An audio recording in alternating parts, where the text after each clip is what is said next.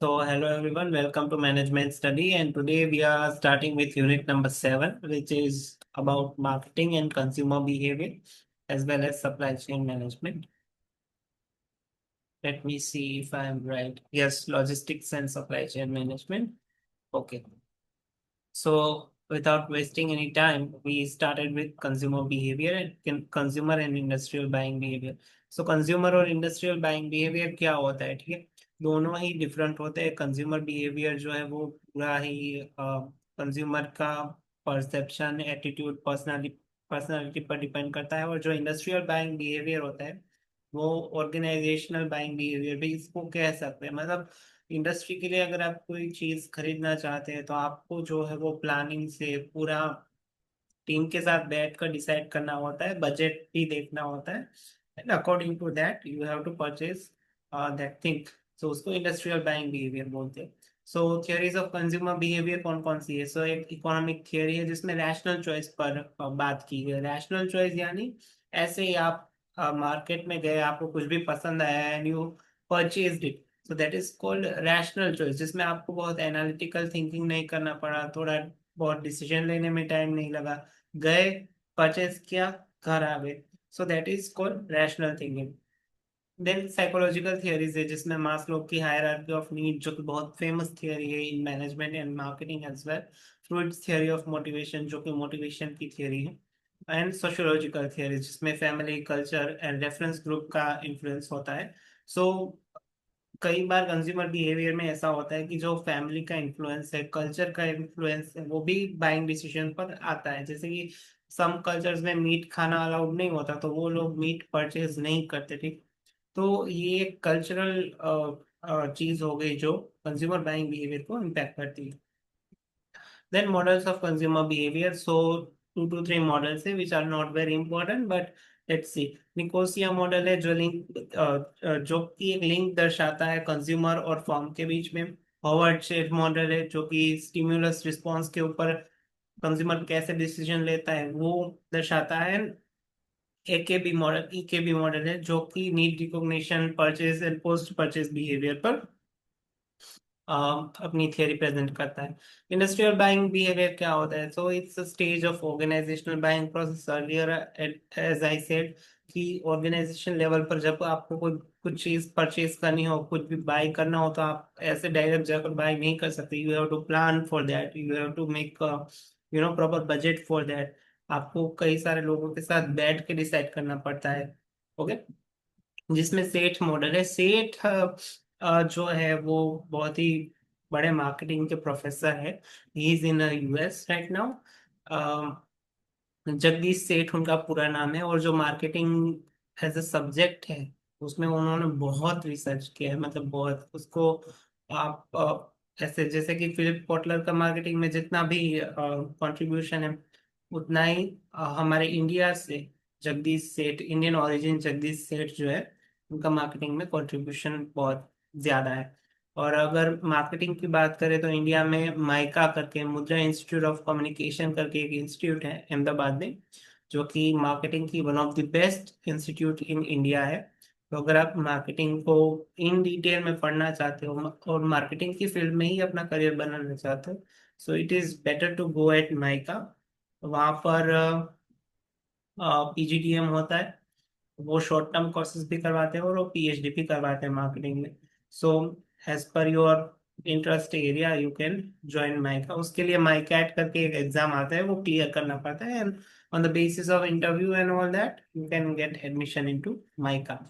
But it's a very good institute if you want to study marketing in detail, और marketing real life में कैसे impact करती है और रियल लाइफ में मार्केटिंग कैसी होती है, तो वो माइका से बेटर आपको कोई नहीं समझा पाएगा। Then brand management. Brand management as a brand को मैनेज कैसे किया जाता है? कंपनी का कोई भी प्रोडक्ट होता है, वो प्रोडक्ट जो है वो कंपनी की ब्रांड होता है, ठीक है। प्रोडक्ट या फिर service which ever it is, वो ब्रांड होता है, और उसको मैनेज कैसे करना है, ठीक है। रोल ऑफ ब्रांड्स, ब्रांड्स का रोल क्या होता है? तो वो एक आइडेंटिटी है कंपनी की, ऑर्गेनाइजेशन की। It's a differentiation from other competitors brand. It's a trust between company and the consumers, loyalty between company and consumers and value creation. So brand जो है वो value create करता है for customers. ब्रांड इक्विटी क्या होता है? Value derive from brand name, reputation and loyalty, जिसको brand equity बोलते थे। तो ब्रांड नेम से, उसकी रेपुटेशन से और कस्टमर की लॉयल्टी से जो वैल्यू आती है उसको ब्रांड इक्विटी बोलते हैं। That is for organisation. Brand equity is for organisation and brand value is for consumer. Brand equity के मॉडल क्या क्या है? तो यहाँ पर दो मॉडल है हमारे पास। आर्केड्स का मॉडल जो कि लॉयल्टी, अवेयरनेस, एसोसिएशन, क्वालिटी और अदर असेट्स पर फोकस करता है, और जो केलर्स का सीबीबी मॉडल है जो कि consumer based brand equity pyramid, जो कि सेलियंस, ब्रांड के परफॉर्मेंस, ब्रांड की इमेजरी, ब्रांड कैसा, कंज्यूमर के माइंड में ब्रांड कैसा लगता है, ठीक है, वो ब्रांड को किस तरह से परसीव करता है, जजमेंट क्या देता है, वो फीलिंग्स क्या होती है जब वो ब्रांड का प्रोडक्ट खरीदता है या उस ब्रांड की कोई सर्विस लेता है, रेजोनेंस क्या है। सो ये सारी चीजें जो है वो consumer based brand equity model में आती है। ब्रांडिंग की स्ट्रेटेजी क्या होती है? Building strong brands through positioning, extension and reinforcement. मतलब ब्रांड को पोजीशन कैसे करे, कहाँ पर पोजीशन करे, वो ऑनलाइन रखे या ऑफलाइन रखे।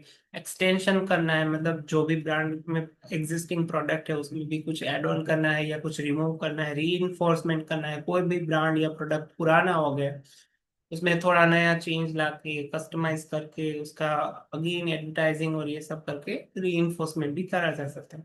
Brand name decision which is very very very important, because एक बार ब्रांड का नेम चूज हो गया तो वो लंबे समय तक बदला नहीं जा सकता, क्योंकि वो कंज्यूमर्स के माइंड में फिट हो जाता है। जैसे कि Colgate, Colgate is a company, but अभी टीयर 2, टीयर 3 टाउन्स में और विलेजेस में आप जाओगे किसी भी शॉप कीपर के पास, उसको बोलोगे कि क्लोजअप दो तो वो क्लोजअप नहीं देगा, बट आप उसको बोलोगे कि कोलगेट दो, he will give you Colgate. So brand name बनने में टाइम लगता है। ब्रांड नेम का कंज्यूमर के माइंड में एक अलग ही इम्पैक्ट होता है। So it should be easy to recall, legal protection भी होना चाहिए और यूनिकनेस भी होना चाहिए। ब्रांड एक्सटेंशन, लाइन एक्सटेंशन हो गया, मतलब जो एग्जिस्टिंग ब्रांड है उसी में ऐड ऑन कर दिया। कैटेगरी एक्सटेंशन, जो ब्रांड की कैटेगरी है, जब जब जो कि लेट्स लेट्स से आप शैम्पू बेच रहे हो तो उसी में एक अलग से साबुन भी बेचना आप चालू कर दो, तो वो कैटेगरी एक्सटेंशन है। और लाइन एक्सटेंशन का मतलब शैम्पू के साथ नया एक और फ्लेवर का या नया एक और शैम्पू आप एड ऑन कर दो तो उसको लाइन एक्सटेंशन बोलते हैं। और कैटेगरी एक्सटेंशन मतलब शैम्पू के साथ साबुन भी बेच सकते हो, ठीक है। ब्रांड लॉयल्टी क्या होता है? It's a behavioural and attitudinal loyalty of consumers towards brand, और it's a very important for customer retention. Now logistics and supply chain management. Logistics and supply chain management क्या है? तो logistics is all about movement of goods, information and finances across the supply chain. What are the drivers of it? So facilities, मतलब location कहाँ पर है business का। Inventory, inventory manage करने के लिए स्टोर हाउस या फिर जो बड़े बड़े स्टोरेज होते हैं, कोल्ड चेन्स होती है, वो सभी इन्वेंटरी में, इन्वेंटरी को स्टोर करने के लिए बहुत ही इंपॉर्टेंट है। ट्रांसपोर्टेशन कैसे होगा? ट्रक से होगा। Loading, transporting, information, sourcing and pricing. So ये सारी चीजें हैं जो सप्लाई चेन मैनेजमेंट में आती है। वैल्यू क्रिएशन कैसे करते हैं? तो कॉस्ट एफिशिएंसी से हम, मतलब कॉस्ट कट करके वैल्यू क्रिएशन कर सकते हैं। रिस्पॉन्सिवनेस, मतलब जल्दी से जल्दी कस्टमर तक हम अपना सामान पहुंचाकर उसको रिस्पॉन्सिव बना सकते हैं, जो कि अभी फ्लिपकार्ट और ये जो 10 मिनट डिलीवरी ऐप से ब्लिंकिट, जैप्टो वो कर रहे हैं, क्योंकि वो अपना सप्लाई चेन ही इतना छोटा कर देते हैं कि वो रिस्पॉन्सिव बन जाता है। जैसे ही कस्टमर ने ऑर्डर प्लेस किया, विद इन 10 मिनट्स उनको उनकी चीजें मिल जाती है। रिलायबिलिटी, कस्टमर्स हम पर रिलायबल है या नहीं, सेटिस्फाई है या नहीं। सो ये सब भी पार्ट है सप्लाई चेन मैनेजमेंट का। सप्लाई चेन डिजाइन क्या होता है? So lean versus agile supply chains होते हैं, ग्लोबल सप्लाई चेन्स होते हैं। So it depends on the supply chain. Sales force management क्या होता है? So sales force management is a similar to human resource management, but in the supply chain management it is all about recruitment, training, compensation, motivation of the sales people। Sales territories define करनी पड़ती है। गुजरात में sales करेंगे, मुंबई में sales करेंगे, या फिर गोवा में जाएंगे, केरला में जाएंगे। कोटास डिसाइड करने पड़ते हो, कितना सेल करोगे, कितना टारगेट है, परफॉर्मेंस इवेल्युएट करना होता है कि कितना टारगेट और स्टैंडर्ड था और कितना टारगेट उन्होंने अचीव किया the sales people. Then personal selling में जब रिलेशनशिप बिल्डिंग आती है, तो उसमें क्लाइंट के साथ रिलेशनशिप बिल्ड करना पड़ता है जिससे कि वो फ्यूचर में भी हमारे पास से परचेज करे। प्रोस्पेक्टिंग मतलब क्लाइंट को जाकर पिच करना पड़ता है कि भाई हमारा प्रोडक्ट बेस्ट है, you can purchase it from us. Presentation देना पड़ता है। ऑब्जेक्शन कोई उठाता है क्लाइंट की भाई नहीं, हमको तो नहीं लगता कि आपका प्रोडक्ट ऐसा है, तो उसको उसके ऑब्जेक्शन को पॉजिटिवली लेकर उसको समझाना पड़ता है और क्लोजिंग डील्स मतलब उनके साथ डील फाइनल करनी पड़ती है। Then service marketing. So service marketing measures by serve fuel model, which is based on reliability, whether or not आपकी सर्विस रिलायबल है और नहीं, मतलब भरोसे के पात्र है और नहीं। अश्योरेंस, अश्योरेंस मतलब आपके जो एम्प्लॉयज है, आपकी जो सर्विस फैसिलिटी आप जो प्रोवाइड करते हो वो पूरे की पूरी मतलब राइट है या नहीं, मतलब एम्प्लॉयज का बिहेवियर कैसा है, एम्प्लॉयज कैपेबल है या नहीं, तो वो सारी चीजें अश्योरेंस में आ जाती है। टेंजिबल्स, टेंजिबल्स मतलब सर्विसेज जो होती है वो टेंजिबल नहीं होती, लेकिन जो सर्विसेज जिस जगह पर प्रोवाइड की जाती है, कोई शॉप हो गई, कोई इन्वायरमेंटल लोकेशन हो गया, so that is include in टेंजिबलनेस।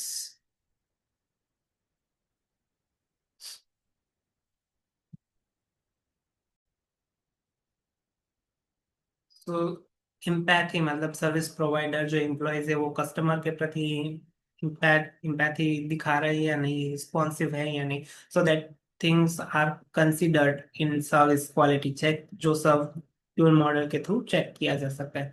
Service brands क्या होता है? So brand image and trust are critical due to intangibility. Services जो है वो आप ऐसे छू नहीं सकते लाइक अ प्रोडक्ट, सो उसमें ब्रांड इमेज और brand trust banana is very critical. अब कौन कौन सी स्ट्रेटजीज है जो सर्विस फर्म यूज कर सकती है to make it brand more recognized and trustable?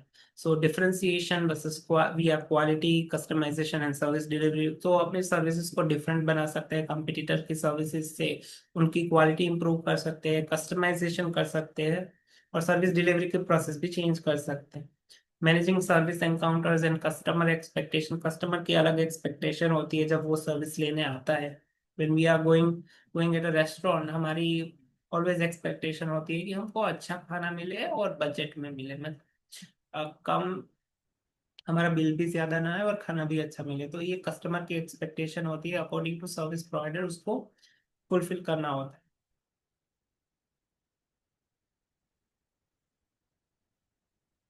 Okay, customer relationship management, which is CRM.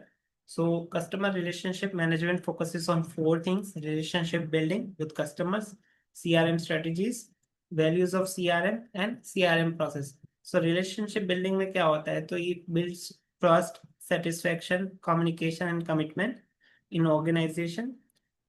CRM की strategies क्या होती है? So, it can be loyalty programs, personalization, database marketing, and values क्या क्या होती है। तो इससे कस्टमर रिटेंशन होता है, because CRM is a software, आप सारी डिटेल्स कस्टमर की उसमें डालते हो, तो अगेन उन कस्टमर्स तक पहुंचने के लिए ये हेल्पफुल होता है, लाइफ टाइम वैल्यू एक क्रिएट करता है और प्रॉफिटेबिलिटी के लिए भी इट इज वेरी इंपॉर्टेंट।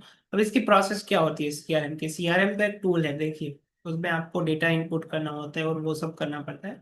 सो इसमें first you have to collect data about your customer, उनका ईमेल आईडी हो गया, उनका मोबाइल नंबर हो गया, उनका एड्रेस हो गया, उनकी डेमोग्राफिक डिटेल हो गई। देन उनको आपको सेगमेंट करना पड़ता है based on location, based on demographic details, हो गए। देन उनको टारगेटिंग करना पड़ता है आपके पर्टिकुलर प्रोडक्ट के लिए, एंड देन कस्टमर इंगेजमेंट आता है। रिटेल मार्केटिंग, जो मॉल्स होते हैं, शॉप्स होती है, जो मोम एंड पॉप शॉप्स होती है, जो कियोस्क होते हैं, वो सारे रिटेल मार्केटिंग में आते हैं। जो आपने ये जारा का आउटलेट होता है और वो सब, सो वो सभी रिटेल मार्केटिंग में आते हैं। रिसेंट ट्रेंड्स क्या है रिटेल मार्केटिंग के इंडिया में? So growth of e commerce and omni channel retail. E commerce बढ़ रहा है, इवन अब तो क्विक कॉमर्स आ गया है, सो ई कॉमर्स से भी ज्यादा कन्वीनियंट है, ज्यादा फास्ट है और ज्यादा ज्यादा आपको आपके टाइम की बचत करता है, ठीक है। और ऑमनी चैनल रिटेल क्या होता है? तो एक ऑर्गेनाइजेशन है जो ऑनलाइन सेल करता है, जिसको B2C बोलते हैं, बिजनेस टू कस्टमर, ओके। तो वो अब चाहता है कि वो ऑफलाइन भी सेल करे, मतलब अपना एक स्टोर लगा के वहां से भी सेल करे, तो उसको ऑमनी चैनल रिटेल बोलते हैं, जो कि फ्लिपकार्ट करता है, ठीक है। फ्लिपकार्ट की अपनी वेबसाइट से भी सेलिंग होती है, और फ्लिपकार्ट का ऑफलाइन स्टोर्स भी है जहाँ जाकर आप परचेज कर सकते हो। Organise retail formats like malls and supermarkets as we discussed earlier. Experiential retail, quick commerce हो गया, D2C हो गया, डायरेक्ट टू कस्टमर्स हो गया। टाइप्स ऑफ रिटेल आउटलेट्स, सब रिटेल आउटलेट्स कैसे होते हैं, ठीक है। तो स्टोर बेस्ड रिटेल आउटलेट्स होते हैं जिसमें डिपार्टमेंट स्टोर्स होते हैं, सुपर मार्केट होते हैं, कन्वीनियंस स्टोर्स होते हैं, और स्पेशलिटी स्टोर्स होते हैं जिसका हमको पता है।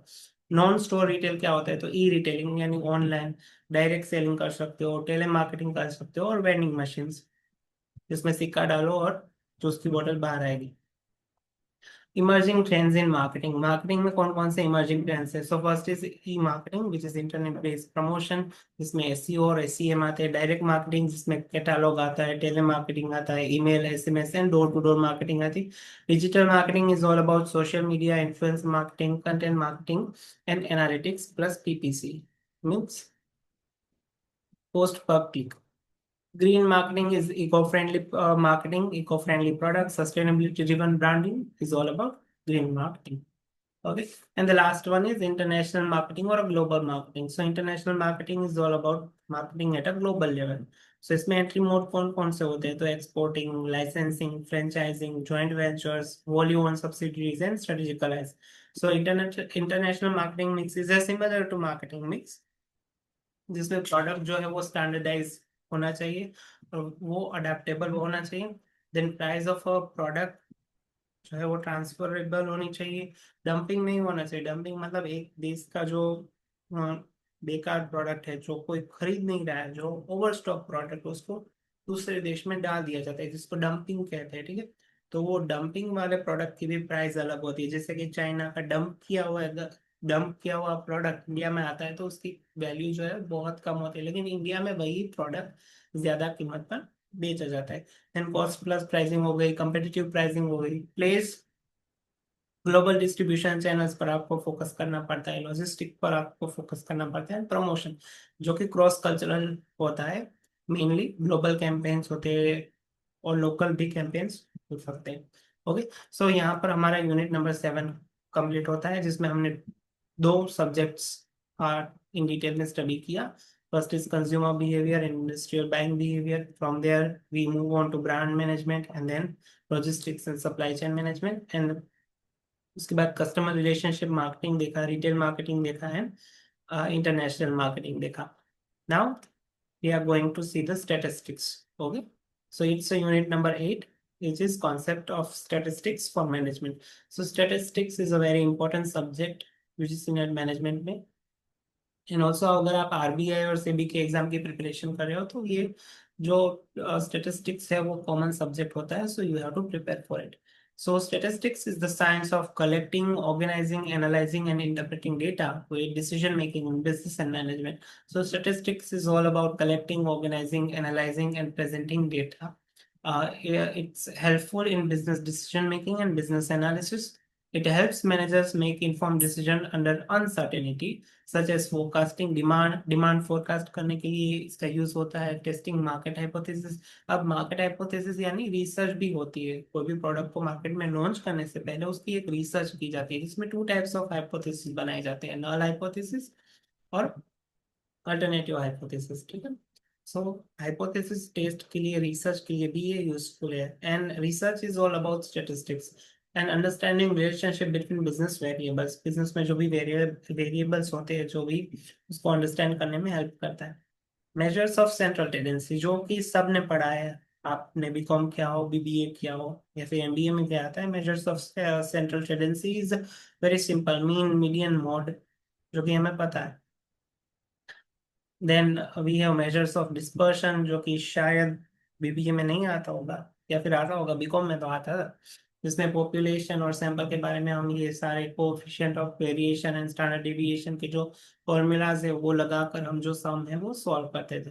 सो इसमें आपको क्या करना है, ये जो फॉर्मूलाज है वही याद रखने हैं because it is important. Then probability distribution चार तरीके से होता है, binomial, Poisson, normal and exponential, ठीक है। बाइनोमियल में क्या होता है, टू आउटकम होता है, या तो सक्सेस या तो failure, okay, and fix number of trial होता है। पॉइजन में क्या होता है, rare events over fixed time और स्पेस। नॉर्मल में क्या होता है, बेल शेप कर्व होता है, सिस्टमेटिक अराउंड मीन होता है, सिमेट्रिक अराउंड मीन होता है, एंड एक्सपोनेंशियल में टाइम बिटवीन इवेंट्स ना पॉइजन प्रोसेस। ठीक है, तो इसमें एग्जांपल्स भी दिए गए। बाइनोमियल का एग्जांपल है number of defective products in 10 samples. Poisson का एग्जांपल है number of calls per minute at a call centre. Normal का है distribution of IQ score according to exam marks. And exponential का एग्जांपल है time between arrivals at a service count. Data collection और question and design. So data collection, so क्या होता है, तो कोई भी रिसर्च करने के लिए आपको डेटा चाहिए। वो डेटा आप मार्केट से कलेक्ट कर सकते हो, और वो कैसे, सो वो आप दो चीज से कर सकते हो। प्राइमरी डेटा, दो टाइप के डेटा होते हैं, primary data and secondary data. So primary data are those data which is collected at first hand, मतलब जो प्राइमरी लेवल पर आप जो कलेक्ट करते हो, जो कहीं भी अवेलेबल नहीं, उसको प्राइमरी डेटा बोलते हैं। ठीक है, तो ये आप कैसे कलेक्ट कर सकते हो, through surveys, interviews and observation. and the secondary data which is collecting from existing source, जो already published हो चुका है कहीं भी, already न्यूज़पेपर में अवेलेबल है, बुक्स में अवेलेबल है, जो कि रिपोर्ट्स हो गई, वेबसाइट हो गई, डेटाबेसेस हो गए, उसको सेकेंडरी डेटा बोलते हैं। क्वेश्चनर डिजाइन, आपने डेटा कलेक्शन कर लिया, आप क्वेश्चनर डिजाइन करना, मतलब प्राइमरी रिसर्च करनी है, आपको डेटा कलेक्ट करना है, तो आपको उसके लिए क्वेश्चनर डिजाइन करना पड़ेगा, जिससे कि आप प्राइमरी डेटा कलेक्ट कर सको। सो आप अगर सर्वे करना चाहते हो, सो उसके लिए भी क्वेश्चंस डिजाइन करने पड़ेंगे। आप अगर इंटरव्यू लेना चाहते हो, तो भी आपको क्वेश्चंस डिजाइन करने पड़ेंगे। तो क्वेश्चनर को डिजाइन करने के लिए कौन कौन से प्रिंसिपल्स आपको ध्यान में रखने हैं, इसके बारे में यहाँ पर बताया गया है। तो first is define objectives clearly, मतलब आपको अपने ऑब्जेक्टिव्स जो है क्लियरली डिफाइन करने होंगे कि ये रिसर्च हम क्यों करना चाहते हैं। ठीक है, keep question short, simple and unbiased. Question जो है वो शॉर्ट होने चाहिए, सिंपल होने चाहिए और अनबायस्ड होने चाहिए, जिससे कि किसी कोई भी आपका जो सर्वे में पार्टिसिपेंट है वो एग्जॉस्ट फील ना करे या बोरिंग फील ना करे। लॉन्ग लॉन्ग क्वेश्चन पढ़ना किसी को पसंद नहीं है। सो ये शॉर्ट होने चाहिए, सिंपल होने चाहिए और अनबायस्ड होने चाहिए, मतलब किसी भी प्रकार का बायस्ड इसमें नहीं होना चाहिए, न्यूट्रल होने चाहिए। Use of a mix open ended and close ended questions, यानी कि यस नो वाले क्वेश्चन जो कि यस नो में ही कंप्लीट हो जाते हैं। ठीक है, follow a logical order, means पहले जनरल क्वेश्चन से स्टार्ट करते हैं, आपकी एज क्या है, आपका नाम क्या है, आप कहाँ से हो, what is your education qualification, what is your job role. वहां से आप स्पेसिफिक क्वेश्चन में भी जा सकते हो, how do you feel about this thing, what if वैसे जो स्पेसिफिक क्वेश्चन है उसमें आप जा सकते हो। पायलट टेस्ट आप करना पड़ता है फाइनल यूज से पहले। Then sampling. Sampling का concept, process और techniques देखेंगे। Sampling means selecting a subset of population to draw conclusion about the world। ठीक है, तो आपने पर्टिकुलर लोगों का सर्वे लिया। ठीक है, आपने 50 लोगों का सर्वे लिया, लेकिन उस 50 लोगों में से अगर आप 10 लोग निकाल लेते हो, तो वो 10 लोग आपका सैंपल बन जाएंगे। ठीक है, तो उसके बेसिस पर आप डिसीजन लोगे। सैम्पलिंग की प्रोसेस क्या होती है, so first is define population, आपको कितने लोगों का सर्वे लेना है। सो मेरी पॉपुलेशन अगर मैं डिफाइन करूँ 100 लोग, सो उसमें से सैंपल साइज डिसाइड करना पड़ता है आपको कि 100 लोगों में से 10 ही लोगों का हम सैंपल साइज लेंगे। देन सैम्पलिंग मेथड आपको चूज करनी पड़ती है, and according to that you have to collect data, and after that collecting data you have to analyse and interpret that data. Okay, और टेक्निक्स क्या क्या होती है सैम्पलिंग की। So two types of techniques exist for sampling. First is probability sampling and non probability sampling. Probability sampling में क्या होता है, each unit has non chance of selection, मतलब सिंपल, रैंडम, स्ट्रेटिफाइड, क्लस्टर और systematic. And non probability sampling में क्या होता है, सिलेक्शन बेस्ड ऑन जजमेंट और कन्वीनियंस। ठीक है, तो इसमें कन्वीनियंस आता है, जजमेंट आता है, स्नोबॉल आता है और कोटा सैम्पलिंग आता है।